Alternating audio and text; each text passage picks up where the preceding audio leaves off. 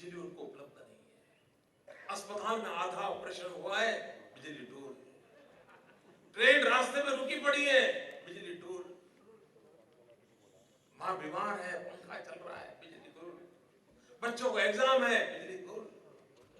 21वीं सदी में 48 घंटे तक इस देश का 80% हिस्सा अंधेरे में डूब जाए। सारी दुनिया ने भारत के खिलाफ इतनी निंदा की जिसकी आप कल्पना नहीं कर सकते हो। और मेरा सदनसीब देखो कि कम नसीब देखो, मुझे समझ नहीं आता है कि जितने आर्टिकल लिखे गए उसमें लास्ट पैराग्राफ और लिखा गया, लेकिन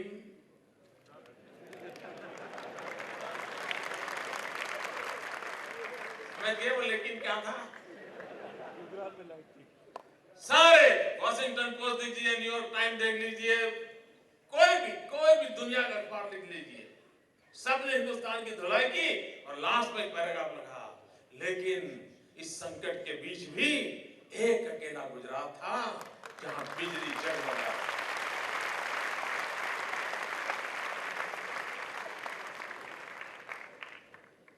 मित्रों, मुझे पीड़ा होती, मुझे इससे आनंद नहीं आता है।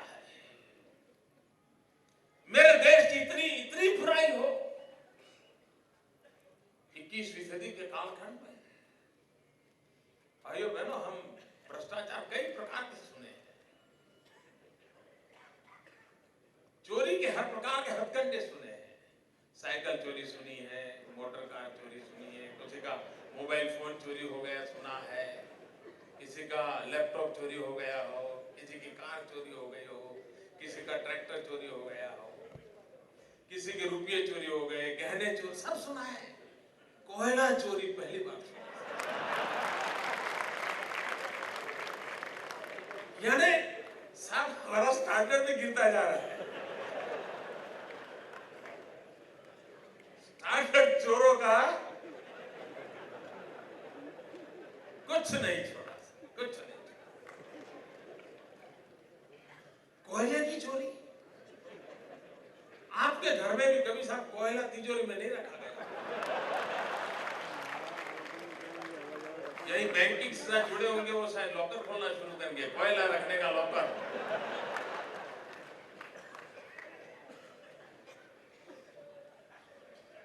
आप कल्पना कर सकते हो भाई, यानी देश किस तरह से लूटा जा रहा है, देश को किस तरह से बर्बाद किया जा रहा है। अब मैं सुखी हूं, मुझे किसके लिए लूटना है?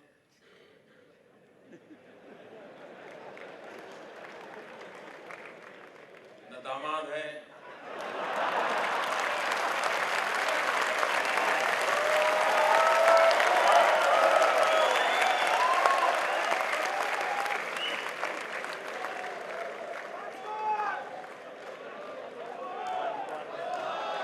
भाइयों बहने, आप भी दामादों से बच के रहिए।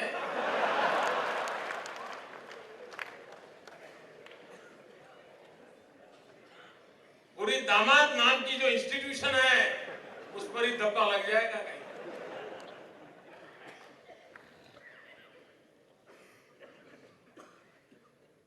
क्या हाल करके रखा है दोस्तों।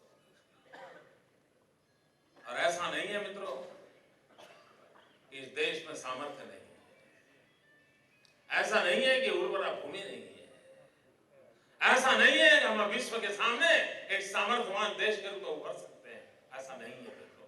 मैं गुजरात के मेरे 12 साल के अनुभव से बता सकता हूं, यही सरकारें, यही कानून, यही मुलाजिम, यही अफसर, यही फाइलें, उस सब के बावजूद भी दुनिया बदली जा सकती है।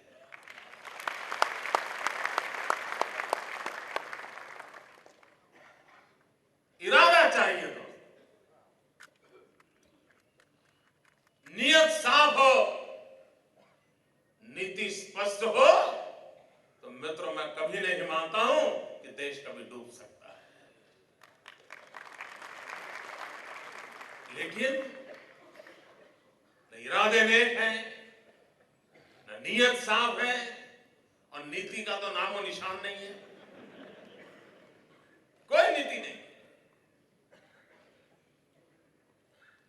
तब जाकर के देश डूबता ही चला जा रहा है। भाइयों बहनों, मुझे याद है मैं जब 2001 में पहली बार मुख्यमंत्री बना तो मेरे राज्य में रेवेन्यू डेफिसिट थी 6,600 करोड़ रुपीस, 6600 करोड़ रुपया, 6,600 करोड़ रुपीस। हमने पिछले 12 साल में एक नए पैसे का टैक्स बढ़ाया नहीं है, एक नए पैसे का टैक्स नहीं बढ़ाया। और आज मेरी सरकार रेवेन्यू सरप्लस सरकार है।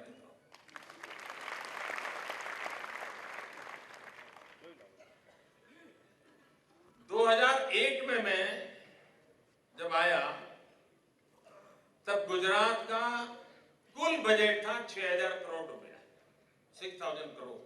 सब उसमें तनख्वाह देना, विकास करना, सब सारी दुनिया 6,000 करोड़ में थी।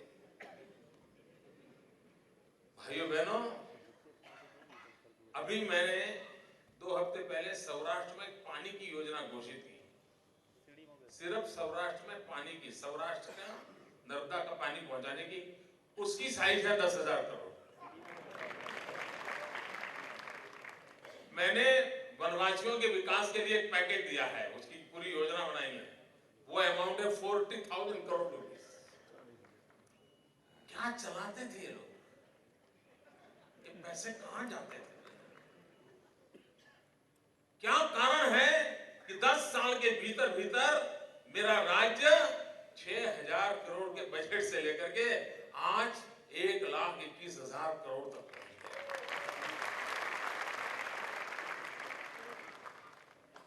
भाइयों बहनों, इसलिए मैं कहना चाहता हूं, अगर हम सच्चे अर्थ में देश को आगे बढ़ाना चाहते हैं तो कोई रोने धोने की आवश्यकता नहीं है। ये नहीं है, वो नहीं, सब झूठ है मित्रों। इस देश के पास सब कुछ है और दुनिया में हिंदुस्तान सबसे युवान देश है।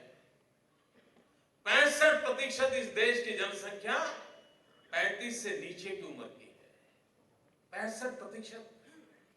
आप कल्पना कर सकते हैं, आप यूरोप में जाते हैं, आप कहीं खड़े रहिए, 25 लोग आपके सामने से गुजरेंगे, मुश्किल से एक आध नौजवान दिखाई देगा, बाकी लकड़ी लेकर के बूढ़े बूढ़े लोग चल रहे हैं। पूरा विश्व बूढ़ा हो गया है। एक अकेला हिंदुस्तान है जिसमें युवानी से भरा हुआ देश है। 65% जनसंख्या 35 लाख साल से नीचे हो। आप कल्पना कीजिए कितना बड़ा सामर्थ्यवान देश। अगर इन भुजाओं को काम दिया जाए, इन नौजवान को सही शिक्षा दी जाए, तो देश की काया पलट कर सकते हैं, तो दुनिया की काया पलट कर सकते हैं। एक दिन हमारी एनडीसी की मीटिंग थी। सभी देश के मुख्यमंत्री होते हैं, प्रधानमंत्री होते हैं, और उसमें प्रधानमंत्री का भाषण होता है शुरू में।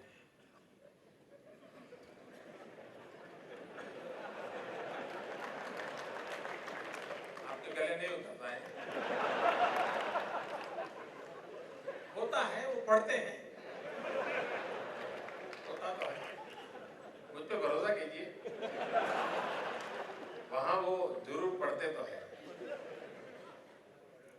तो उन्होंने बड़ा सीना तान करके कहा, वैसे तो दिखता नहीं है, उन्होंने सीना तान करके कहा कि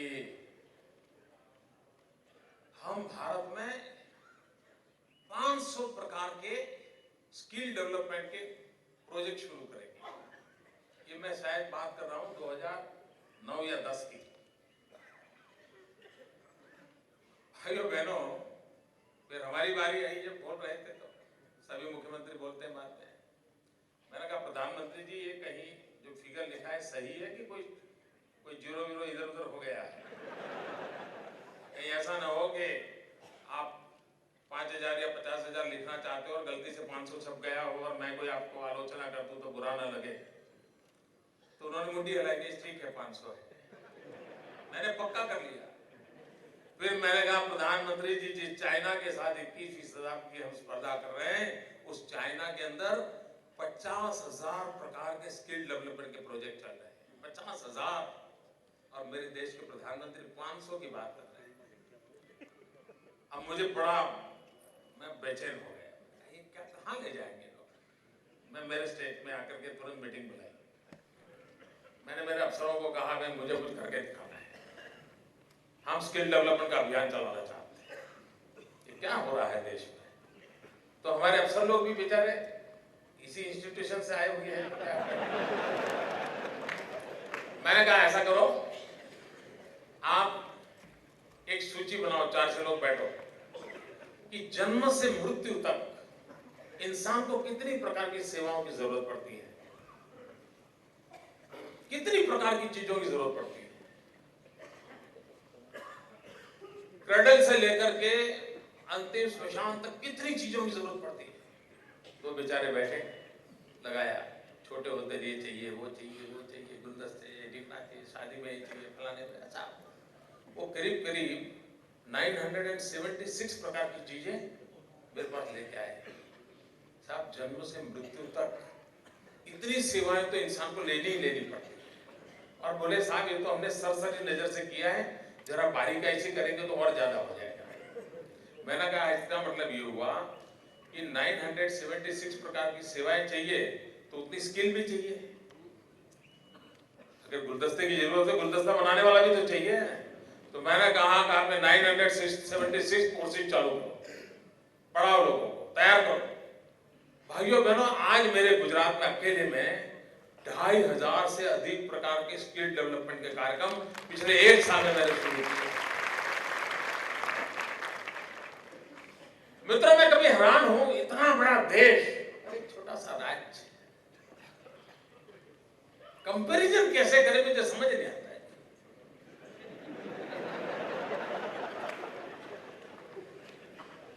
और करें तो किससे करें, सीखे तो किससे सीखे। मित्रों, अभी 2011 के बजट में, आप लोग तो बजट को बड़ी गहराई से सुनते होंगे तो आपको याद होगा, देश के वित्त मंत्री ने अपना पढ़ रहे थे बजट, तो उन्होंने कहा हम हमारे देश में 3,000 गांवों में ब्रॉडबैंड कनेक्टिविटी डालेंगे और गांवों में 3,000 गांवों का ब्रॉडबैंड कनेक्टिविटी का पायलट प्रोजेक्ट करेंगे। ये भारत सरकार, इतनी बड़ी सरकार, साइंस एंड टेक्नोलॉजी का अलग डिपार्टमेंट, रोज प्रेस कॉन्फ्रेंस करते हैं, देखा होगा आपने। आधा समय मोदी को गाली को देने में लगाते हैं, आधा समय। दिल्ली सरकार की आधी प्रेस कॉन्फ्रेंस मोदी को गाली देने की होती है और उनको लगता है कि मोदी को गाली दे दी तो काम हो गया, देश भर में पब्लिसिटी हो जाएगी, और हो भी जाती है। तो उनको लगता है कोई काम करो ना करो, बस इतना करते रहो। आप हैरान होंगे मित्रों, ब्रॉडबैंड कनेक्टिविटी 3,000 गांव में 21वीं सदी के दूसरे दशक में मेरे देश की सरकार कह रही है कि कम्युनिकेशन टेक्नोलॉजी का ब्रॉडबैंड कनेक्टिविटी को 3,000 गांवों का पायलट प्रोजेक्ट। भाइयों बहनों, आपको जानकर के खुशी होगी, हिंदुस्तान में नहीं पूरे एशिया में गुजरात अकेला राज्य ऐसा है कि जहां 18,000 गांव में ब्रॉडबैंड कनेक्टिविटी 3 साल से है।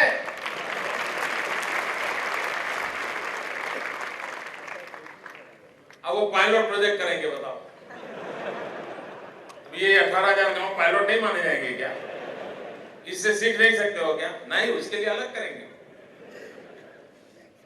वो छोटे बचपन में हम सुनते थे ना, न्यूटन कि वो बिल्ली, छोटी बिल्ली के लिए छोटा कान और बड़ी बिल्ली के लिए बड़ा। अरे बड़े वैसे छोटे नहीं जा सकते क्या?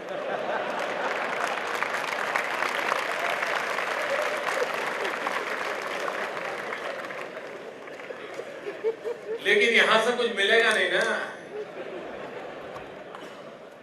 कुछ हाथ नहीं आएगा ना, तो क्यों करें? भाइयों बहनों, सोलर एनर्जी, मैं मानता हूं जैन शास्त्रों का, अहिंसा का उत्तम से उत्तम पालन करने का कोई रास्ता उत्पादन के क्षेत्र में है तो सोलर एनर्जी है। कोई जीव हिंसा नहीं, और इसलिए मैं 100% जैनी हूं।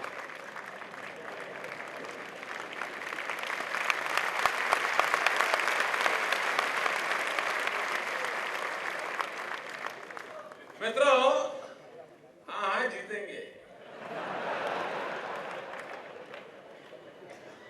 भाइयों बहनों, मैं ये मानता हूं कि देश में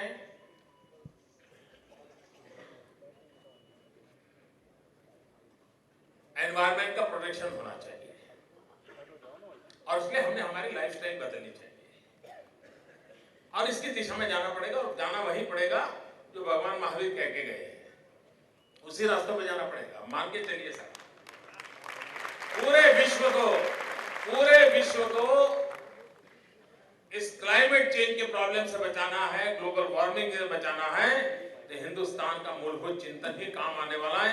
ये मैं बहुत विश्वास के साथ कहता हूं, बहुत विश्वास से कहता हूं। भाइयों बहनों, हमने सोलर एनर्जी की पॉलिसी बनाई, और सोलर एनर्जी की पॉलिसी बनाई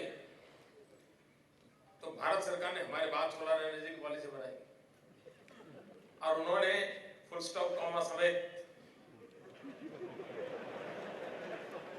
जो कोयला ले ले उनको जीरो फुल स्टॉप कॉमा ले लेने क्या जाता है। पूरी वैसी की वैसी पॉलिसी उन्होंने ले ली, हमारे बाद उन्होंने डिक्लेयर की। लेकिन हमने हमारी पॉलिसी में कहा था कि हम यूनिट का 13 रुपए देंगे। मैं हैरान था, भारत सरकार ने 19 रुपए घोषित कर दिया। अब यहां बैठा हुआ कौन आदमी मेरे पास आएगा बताइए? तो व्यापारी लोग बैठे, सब कहेंगे यार मत जाओ, मोदी बेकार आदमी है, वो तो 13 रुपया देता है, उधर 19 मिलता है, वहीं जाएंगे। आपको जानकर के हैरानी होगी, हमने 13 रुपया दिया, लेकिन देश में से कोई दिल्ली सरकार के पास गया नहीं। 19 लेने कोई गया नहीं, 13 वाले के पास आए, क्योंकि हमारे 13 के साथ साथ विश्वास भी जुड़ा हुआ था, भरोसा जुड़ा हुआ था। ये हमारी ताकत।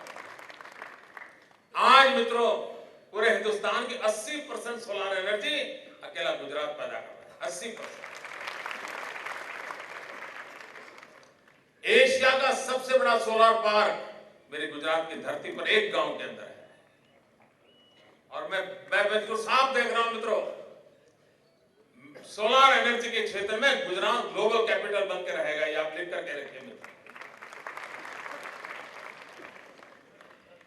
क्यों विकास के उस मॉडल को नहीं था विकसित किया जा सकता है। और जो 13 रुपया से हमने शुरू किया था, एक स्थिति ऐसी आएगी, गैस और कोयले से बिजली उत्पादन होने वाले के दाम बढ़ते चले जाएंगे और सोलर के दाम कम होते जाएंगे, और वो दिन दूर नहीं होगा, दोनों के रेट समान हो जाएंगे, सोलर की बिजली के। और तब गुजरात बड़ी ताकत के साथ दुनिया के साथ में खड़ा होगा। वो दिन आ जाएगा, आप देख लेना। ये चीजें बदली जा सकती है मित्रों। हम गुजरात के लोग दुनिया में सबसे अच्छे टूरिस्ट हैं। We are the best tourist. दुनिया में कहीं पर भी जाओ, आपको कैंप मिलेगा मिलेगा मिलेगा। 5 स्टार होटल में बैठ करके डिब्बा निकाल करके खाखरा निकाला गया, निकालेगा।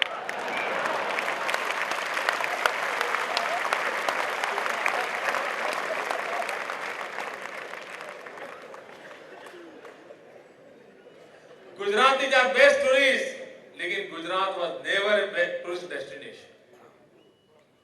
टूरिस्ट डेस्टिनेशन नहीं था। हमारे पास गिर के लायन थे, लेकिन दुनिया को पता तक नहीं था।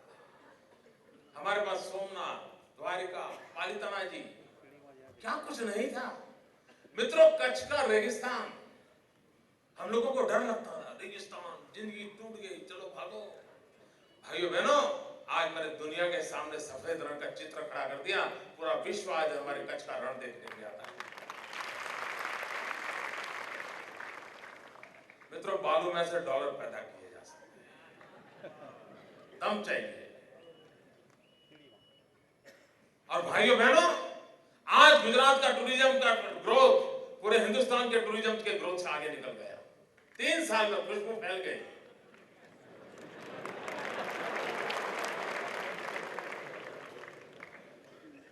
घर घर पहुंची है मित्रों, वरना वो रेगिस्तान की तरफ कोई देखता नहीं था। आज पूरे हिंदुस्तान का पागलपन कर दिया है मैंने। रेगिस्तान देखने के लिए पूरा विश्व आ रहा है। भाइयों बहनों,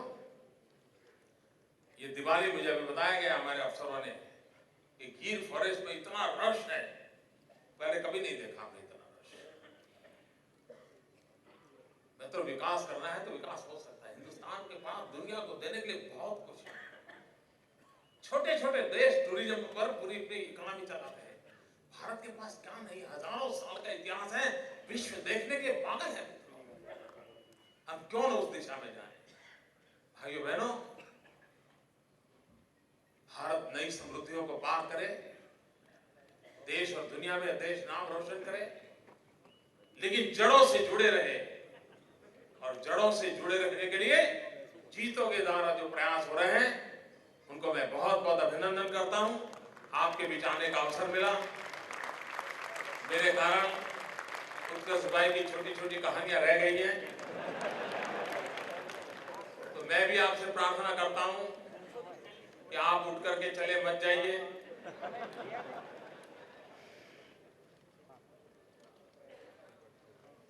मैं आशा करता हूं आप बैठेंगे।